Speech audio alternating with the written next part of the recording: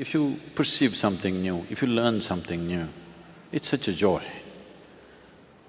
But why is schooling such a pain? Somewhere, the way we're delivering it, we have not looked at it carefully enough. We have not put ourselves sufficiently into it. When I was supposed to go to school, I did everything possible not to go there. So when I thought of creating schools, I thought we must create schools in such a way that children want to go there. What is the point creating a school that a child doesn't want to go? So if we have to create schools that a child wants to go, I think the adults need to go to school first. So, in a way, these conferences are just that effort to put the adults to school so that we, all of you, can create schools where the child wants to go. Of all the different manifestations of human beings, the categories are getting more and more. A child is the simplest and the easiest to make them happy and joyful. With such a segment of population which is naturally joyful, I don't see why it is so difficult to create a joyful way of delivering education. There is substantial scientific and medical evidence today that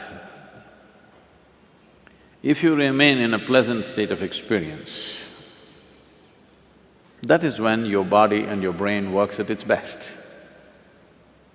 Some studies are trying to establish that if you remain just one day, 24-hour segment in your entire life, one 24-hour segment, if you remain without a moment of unpleasantness within you, not a moment of agitation, anxiety, irritation, anger, nothing, just joyful. They say, your ability to use your intelligence can go up 100% in a single day. We've always known this by experience, but today there is data, because without data nothing is true anymore. If there is no data about you, that means you're not here. Yes, if you did not register your data into the computer, all of us will think you're not here. So without data, nothing exists. So today there is data that a joyful way of existence, it will enable and empower a human being to a very high level of perception and performance. So this is a must. How is the question? There may be many methods, but one fundamental is, if you are not joyful, you are not going to inspire anybody to be joyful, that's for sure. Why I should be telling you this? Because is there anybody here that you have not known a single moment of joy in your entire life? Is there any such person here? You cannot be, because if you did not have a single moment of joy, you would be dead. You would have no reason to live. So you know how to be joyful. I'm sure right now if I ask you, would you like to be joyful or miserable in your life, every one of you will say, I want to be joyful. So you know how to be joyful, you want to be joyful. So why do you need a guru to tell you? Yes, Sadhguru, I want to be joyful, but…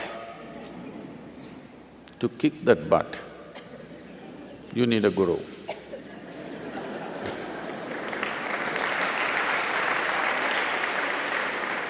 Yes, I want to be joyful, but you know what he did. Yes, I want to be joyful, you know what she did. Yes, I want to be joyful, you know, the weather's not good. So there is but. If we just kick this one but out of our life, creating a joyful education will be a natural consequence. If we are joyful, whatever we do, whatever we create, we will make it that way, isn't it? Without we being that, now if I say, let's create a joyful education, it looks like a very complicated problem. If you're joyful, is it not natural that you will cook joyfully, you will serve joyfully, you will talk to people joyfully, you will do everything joyfully? Is it not natural consequence? So right now, one of the biggest mistakes, I would say a crime that we are committing is, we have taken to this Western mode of doing things, that is goal-orientedness. That is, we want mangoes, but we are not interested in the tree. Soil is not even our concern. We've gotten into this mindset. Goal is the thing, we want this big mango, you have this one, we want this big mango. But we are not so much interested in the tree. Soil is not even in our perspective. In yoga we say, if one eye is on the goal, you have only one eye to find your way. It's very inefficient. If you have both the eyes to find your way, you will find your way. This too much goal-orientedness has made human beings, not only in schooling, in life, in the way we create our businesses, the way we run the nations, the way we conduct the affairs of the world, everything has become so skewed and not about life. It is about some product in the end. At the end of our life, there is only one product, which is grave. Either we are investing too much in the graveyards of the past, or futuristic. If it's futuristic, it's grave-oriented, because that's our only future that's going to happen to you and me. Yes or no? Hello? That is the only future. So the thing is, whether it is schooling or business or anything that we are doing is about how we conduct it now. What will come out of it? Whatever comes out of it. Are we doing it in the most beautiful way possible? If this one thing is embedded in us, methods, various tools, all these things will come from experts. There are many experts. There are a whole lot of people who invested their life thinking through these things. We can use that. But to use these methods in a way that it works, we need people who are first of all joyful, who know how to make their life beautiful. If you do not know how to make your life beautiful, this aspiration of making everybody's life beautiful is not going to work. So, many of you who are as teachers, as educators, as experts in the field, variety of expertise that is here, the evolution of the teacher is the most important thing, everything else is secondary. Who delivers this is the most important thing. It's not… we have not invested enough in that. Evolution of the teacher does not mean just more and more tricks about education. As a human being, if the teacher blossoms, becomes a joyful, loving, compassionate human being, above all conscious human being, everybody has to strive for this, otherwise this will not happen. This is not something that will happen because you got a PhD. This is something that you have to work upon yourself. If this process is brought into the teachers, you must see the tradition of this country is this. Usually parents gave away their children to a teacher, an acharya or a guru, took the children totally in his fold because people saw him as an evolved human being, not just a knowledgeable human being, an evolved human being. So they saw that if we leave our children in his hands, in his or her hands, naturally our children will blossom. So this has to come. This may look like, oh, is this possible to train all the teachers? Why not, I'm asking.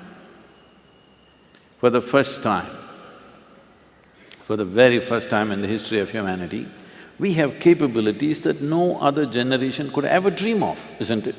For the first time, we can speak to the entire world. It is time we make truth mainstream. If truth becomes mainstream, truth means what really works. If I sit here, what will leave me in the highest state of experience is the truth of my existence, isn't it? If every human being knows what is the truth of their existence, that you can sit here in the best possible way a human being can be right now, you don't have to worry about tricks of education. In those hands, every little tool will become a powerful process. In this effort to make educators, teachers and others who are involved in children's education in this country or anywhere else, we want to offer these things to you, simple tools for transformation, something that you can do with yourself which will leave you in a better place than you are right now. This must happen. It's my wish and my blessing that this must happen.